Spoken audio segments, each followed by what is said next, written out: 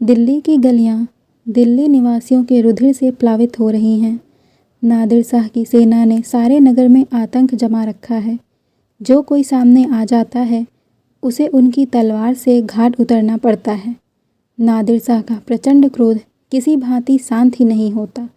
रक्त की वर्षा भी उसके कोप की आग को बुझा नहीं सकती।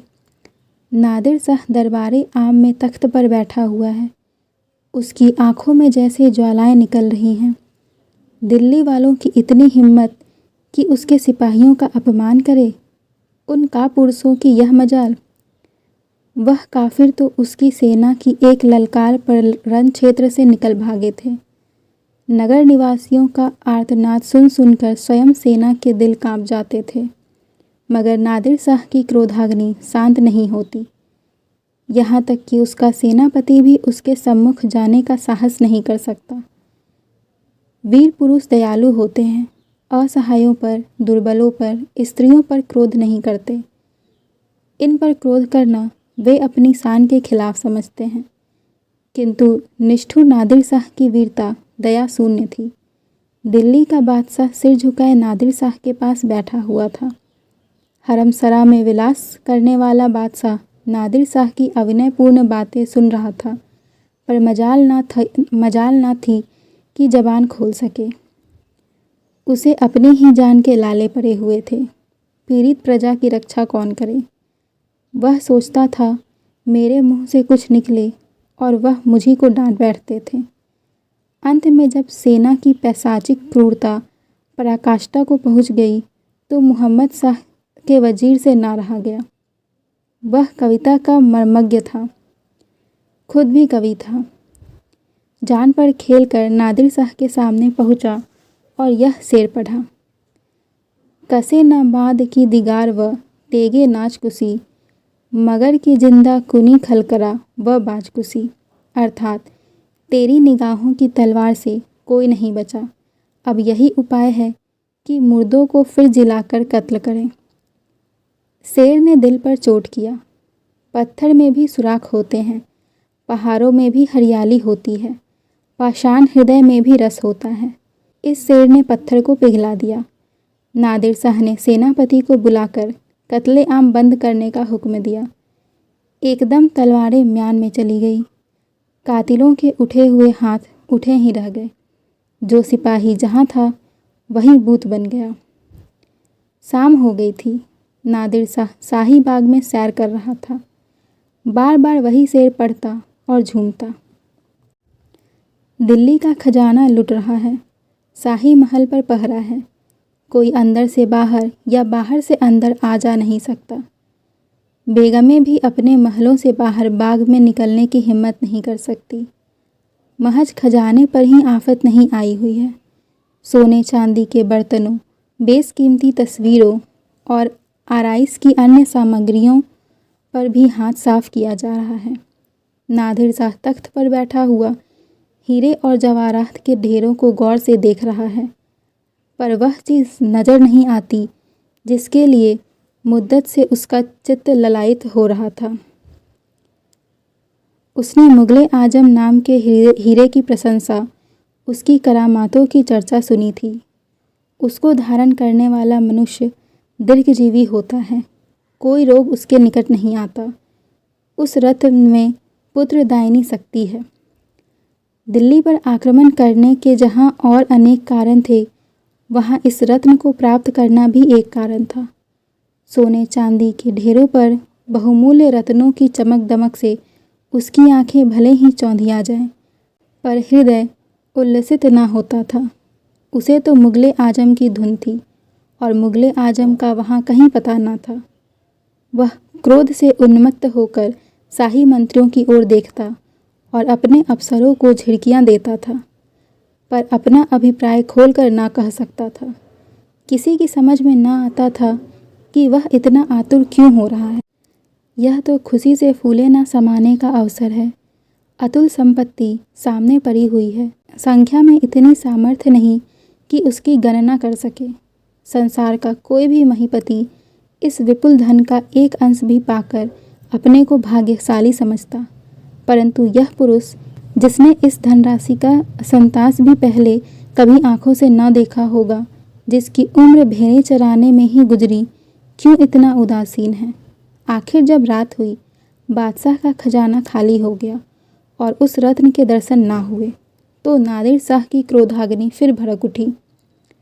उसने बादशाह के उसी मंत्री को जिसकी काव्य मर्मज्ञता ने प्रजा के प्राण बचाए थे, एकांत में बुलाया और कहा, मेरा गुस्सा तुम देख चुके हो। अगर फिर उसे नहीं देखना चाहते तो लाजिम है कि मेरे साथ कामिल सफाई का बर्ताव करो, वरना दोबारा यह शोला भड़का तो दिल्ली की खैरियत नहीं। वजीर, जहाँ पना गुलामों से तो कोई खता सरजद नहीं हुई। खजाने की सब कुंजियाँ जनाबे आली के सिपह सालार के हवाले कर दी गई है। नादिर, तुमने मेरे साथ दगा की है। वजीर, आपके हाथ में तलवार है और हम कमज़ोर हैं, जो चाहे फरमावे, पर इल्ज़ाम के तस्लीम करने में मुझे उज्र है। नादिर, क्या उसके सबूत की ज़रूरत है? वजीर, जी हाँ, क्योंकि दगा की सज़ा कत्ल है और कोई बिला सबब अपने कत्ल पर रजामंद ना होगा। नादिर, इसका सबूत मेरे पास है। हालांकि नादिर ने कभी किसी को सबूत नहीं दिया। वह अपनी मर्जी का बादशाह है और किसी को सबूत देना अपनी शान के खिलाफ समझता है। पर यहाँ जाती मामला है। तुमने मुगले आजम हीरा क्यों छिपा दिया? वजीर के चेहरे का रंग उड़ गया। वह सोचने लगा, यह हीरा बादशाह को जान से भी ज़्यादा अजीज है। वह इसे एक क्षण अपने पास से जुदा नहीं करते। उनसे क्यों कर कहूँ? उन्हें कितना सदमा होगा। मुल्क गया, खजाना गया, इज्जत गई। बादशाही की यही एक निशानी उनके पास रह गई है। उनसे कैसे कहूँ? मुमकिन है वह गुस्से में आकर इसे कहीं फेंक दें या तुड़वा डालें।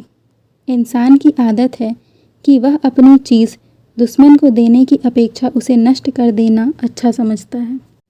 बादशाह बादशाह है, मुल्क ना सही, अधिकार ना सही, सेना ना सही, पर जिंदगी भर की स्वेच्छाचारिता एक दिन में नहीं मिट सकती। यदि नादिर को हीरा ना मिला तो वह ना जाने दिल्ली पर क्या सितम ढाए। इसकी कल्पना ही से रोमांच हो जाता है। खुदा ना करे दिल्ली को फिर यह दिन देखना पड़े। सहसा नादिर ने पूछा, मैं तुम्हारे जवाब का मुंतजिर हूँ। क्या यह तुम्हारी दगा का काफ़ी सबूत नहीं है? वजीर, जहाँ पना वह हीरा बादशाह सलामत को जान से भी ज़्यादा अजीज़ है। वह हमेशा अपने पास रखते हैं। नादिर, झूठ मत बोलो। हीरा बादशाह के लिए है, बादशाह हीरे के लिए नहीं। बादशाह को हीरा जान से ज़्यादा अजीज है का मतलब सिर्फ इतना है कि वह बादशाह को बहुत अजीज़ है, और यह कोई वजह नहीं है कि मैं उस हीरे को उनसे ना लूँ। अगर बादशाह यूँ ना देंगे तो मैं जानता हूँ कि मुझे क्या करना होगा। तुम जाकर इस मामले में नाजुक फहमी से काम लो जो तुमने कल दिखाई थी। मंत्री सोचता हुआ चला कि यह समस्या क्यों कर हल करूं। बादशाह के दीवान खाने में पहुंचा तो देखा बादशाह उसी हीरे को हाथ से लिए चिंता में मग्न बैठे हुए थे। बादशाह को इस वक्त इसी हीरे की फिक्र थी। लुटे हुए पथिक की भांति वह अपनी वह लकड़ी हाथ से न देना चाहता था। वह जानता था कि नादिर को इस हीरे की खबर है। वह यह भी जानता था कि खजाने में इसे ना पाकर उसके क्रोध की सीमा न रहेगी, लेकिन सब कुछ जानते हुए भी वह हीरे को हाथ से न जाने देना चाहता था। अंत को उसने निश्चय किया कि मैं इसे न दूंगा, चाहे मेरी जान ही क्यों न चली जाए। रोगी की इस अंतिम सांस को न निकलने दूंगा। अब इसे कहाँ छिपाऊं? इतना बड़ा मकान है कि उसमें एक नगर समा सकता है, पर इस नन्ही सी चीज़ के लिए कहीं जगह नहीं। जैसे किसी अभागे को इतनी बड़ी दुनिया में कहीं भी पनाह नहीं मिलती। किसी सुरक्षित स्थान में न रखकर क्यों ना इसे किसी ऐसी जगह रख दूं जहां किसी का ख्याल ही ना पहुँचे। कौन अनुमान कर सकता है कि मैंने हीरे को अपनी सुराही में रखा होगा।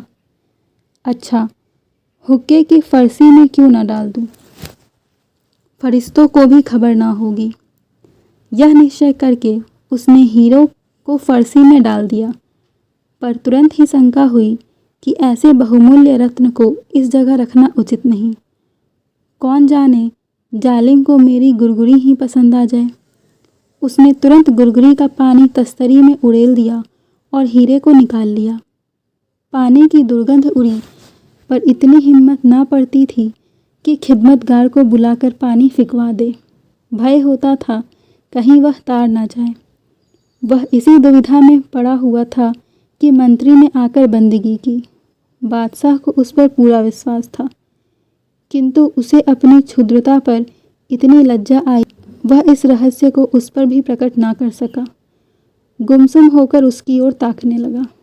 मंत्री ने बात छेड़ी, आज खजाने में हीरा ना मिला तो नादिर बहुत झल्लाया।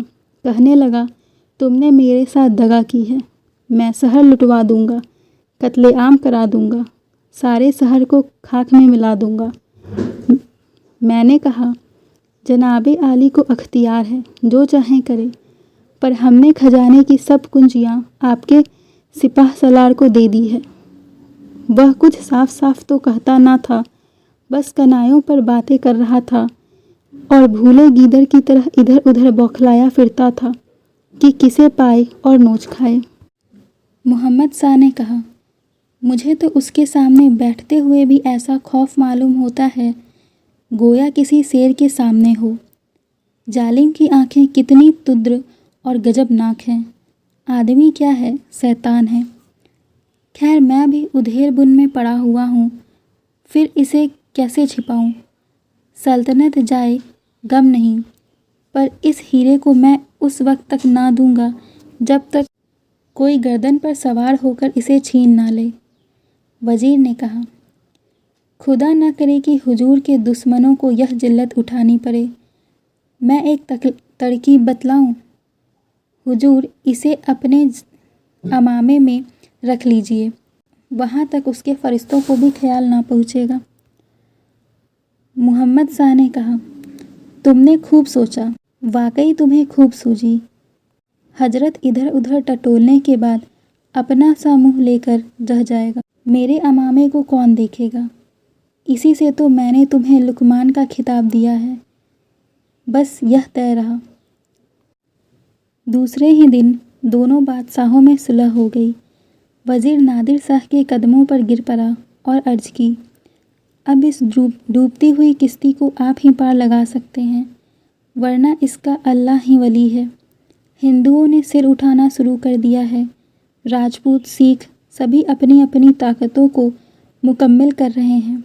जिस दिन उनमें मेल मिलाप हुआ, उसी दिन यह नाव भंवर में पड़ जाएगी और 2-4 चक्कर खाकर हमेशा के लिए नीचे बैठ जाएगी। नादिर शाह को ईरान से चले अरसा हो गया था। वहाँ से रोज़ाना बागियों की बगावत की खबरें आती रहती थी। नादिर शाह जल्द वहाँ लौट जाना चाहते थे। इस समय उसे दिल्ली में अपनी सल्तनत कायम करने का अवकाश न था। सुलह पर राजी हो गया। संधि पत्र पर दोनों बादशाहों ने हस्ताक्षर कर दिए। दोनों बादशाहों ने एक ही साथ नमाज पढ़ी, एक ही दस्तरख्वान पर खाना खाया, एक ही हुक्का पिया और एक दूसरे से गले मिलाकर अपने अपने स्थान को चले। मोहम्मद शाह खुश था। राज्य बच जाने की उतनी खुशी ना थी जितनी हीरे के बच जाने की थी, मगर नादिर शाह हीरा ना पाकर भी दुखी ना था। सबसे हंस हंस कर बातें करता था, मानो शील और विनय का साक्षात अवतार हो। प्रातःकाल दिल्ली में नौबतें बज रही थी। खुशी की महफिलें सजाई जा रही थी। 3 दिन पहले यहाँ रक्त की नदी बह रही थी, आज आनंद की लहरें उठ रही हैं। आज नादिर शाह दिल्ली से रुखसत हो रहा है। असरफियों से लदे हुए ऊँटों की कतार शाही महल के सामने रवाना होने को तैयार खड़ी हैं। बहुमूल्य वस्तुएं गाड़ी में लदी हुई हैं। दोनों तरफ की फौजें गले मिल रही हैं। अभी कल दोनों पक्ष एक दूसरे के खून के प्यासे थे, आज भाई भाई हो रहे हैं। नादिर शाह तख्त पर बैठा हुआ है। मोहम्मद शाह भी उसी तख्त पर उसकी बगल में बैठे हुए हैं। यहाँ भी परस्पर प्रेम का व्यवहार है। नादिर शाह ने मुस्कुरा कर कहा, खुदा करे यह सुलह हमेशा कायम रहे और लोगों के दिलों में इन खूनी दिनों की याद मिट जाए। मोहम्मद शाह ने कहा, मेरी तरफ से ऐसी कोई बात ना होगी जो सुलह को खतरे में डाले। मैं खुदा से यह दोस्ती कायम रखने के लिए हमेशा दुआ करूँगा। नादिर शाह ने कहा, सुलह की जितनी शर्तें थीं सब पूरी हो चुकी, सिर्फ एक बात बाकी है। मेरे यहाँ दस्तूर है कि सुलह के वक्त अमामे बदल दिए जाते हैं। इसके बगैर सुलह की कार्रवाई पूरी नहीं होती। आइए हम लोग भी अपने अपने अमामे बदलते हैं। लीजिए, यह मेरा अमामा हाजिर है। यह कहकर नादिर ने अपना अमामा उतारकर मोहम्मद शाह की तरफ बढ़ाया। बादशाह के हाथों के तोते उड़ गए। समझ गया मुझसे दगा की गई है। दोनों तरफ के सूर सामंत सामने खड़े थे। ना कुछ कहते बनता था, ना सुनते। बचने का कोई उपाय ना था और ना कोई उपाय सोच निकालने का अवसर था। कोई जवाब ना सूझा, इनकार की गुंजाइश ना थी। मन मसोस कर रह गया। चुपके से अमामा सिर से उतारा और नादिर शाह की तरफ बढ़ा दिया। हाथ कांप रहे थे, आंखों में क्रोध और विषाद के आंसू भरे हुए थे। मुख पर हल्की सी मुस्कुराहट झलक रही थी, वह मुस्कुराहट जो अश्रुपात से भी कहीं अधिक करुण और व्यथापूर्ण थी। कदाचित अपने प्राण निकालकर देने में भी उसे इससे अधिक पीड़ा ना होती। नादिर शाह पहाड़ों और नदियों को लांघता हुआ ईरान को चला जाता था। इतने सारे ऊँटों और इतनी ही बैलगाड़ियों की कतार देख देख कर उसका हृदय बांसों उछल रहा था। वह बार बार खुदा को धन्यवाद देता था, जिसकी असीम कृपा ने आज उसकी कीर्ति को उज्जवल बना दिया है। अब वह केवल ईरान ही का बादशाह नहीं, हिंदुस्तान जैसे विस्तृत प्रदेश का भी स्वामी है। पर सबसे ज़्यादा खुशी उसे मुगले आजम हीरा पाने की थी, जिसे बार बार देखकर भी उसकी आंसू तृप्त ना होती थी। सोचता था, जिस समय मैं दरबार में यह रत्न धारण करके आऊँगा, सबकी आंखें झपक जाएंगी, लोग आश्चर्य से चकित रह जाएंगे। उसकी सेना अन्न जल के कठिन कष्ट भोग रही थी। सरहदों पर विद्रोही सेनाएं पीछे से उसको दिक कर रही थी। नित्य 10-20 आदमी मर जाते थे या मारे जाते थे, पर नादिर शाह को ठहरने की फुर्सत ना थी। वह भागा भागा चला जा रहा था। ईरान की स्थिति बड़ी भयंकर थी।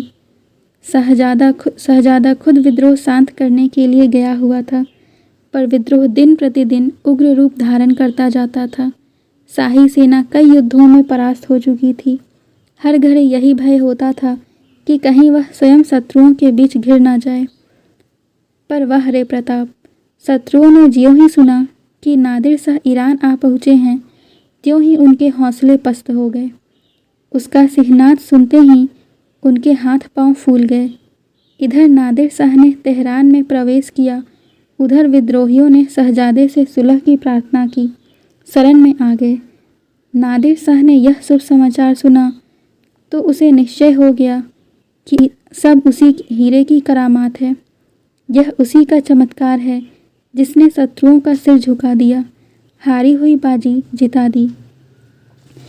शहजादा विजयी होकर घर लौटा तो प्रजा ने बड़े समारोह से उसका स्वागत किया और अभिवादन किया। सारा तेहरान दीपावली की ज्योति से जगमगा उठा। मंगल गान की ध्वनि से सब गली गूंज उठे। दरबार सजाया गया।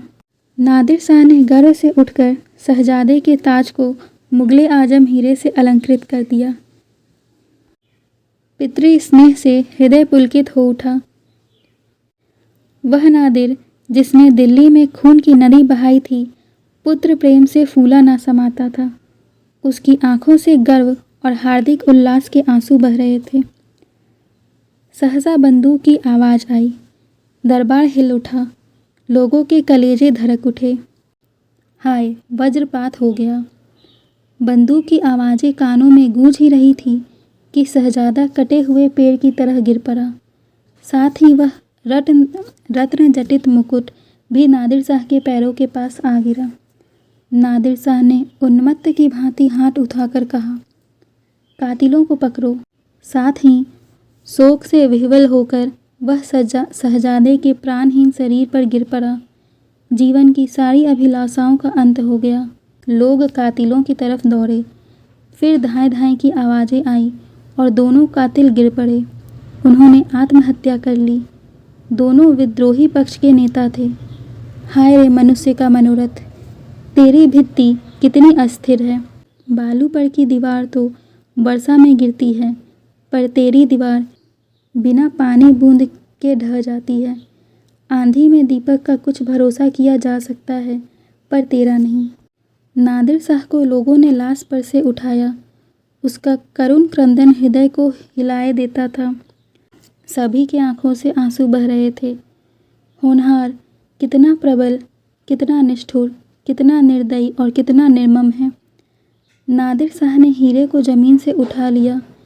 एक बार उसे विषादपूर्ण नेत्रों से देखा, फिर मुकुट को शहजादे के सिर पर रख दिया और वजीर से कहा, यह हीरा इसी लाश के साथ दफन होगा। रात का समय था। तेहरान में मातम छाया हुआ था। कहीं दीपक या अग्नि का प्रकाश ना था। ना किसी ने दिया जलाया और ना भोजन बनाया। अफीमचियों की चिल्लमें भी आज ठंडी हो रही थी, मगर कब्रिस्तान में मसाले रोशन थी। शहजादे की अंतिम क्रिया हो रही थी। जब फातिहा ख़त्म हुआ, नादिर शाह ने अपने हाथों से मुकुट को लाश के साथ कब्र में रख दिया। राज और संगत रास हाजिर थे। उसी वक्त कब्र पर ईंट पत्थर और चूने का मजार बनने लगा। नादिर 1 महीने तक एक क्षण के लिए भी वहाँ से ना हटा। वहीं सोता, वहीं से राज्य करता। उसके दिल में यह बात बैठ गई थी कि मेरा अहित इसी हीरे के कारण हुआ है। यही मेरे सर्वनाश और अचानक वज्रपात का कारण है।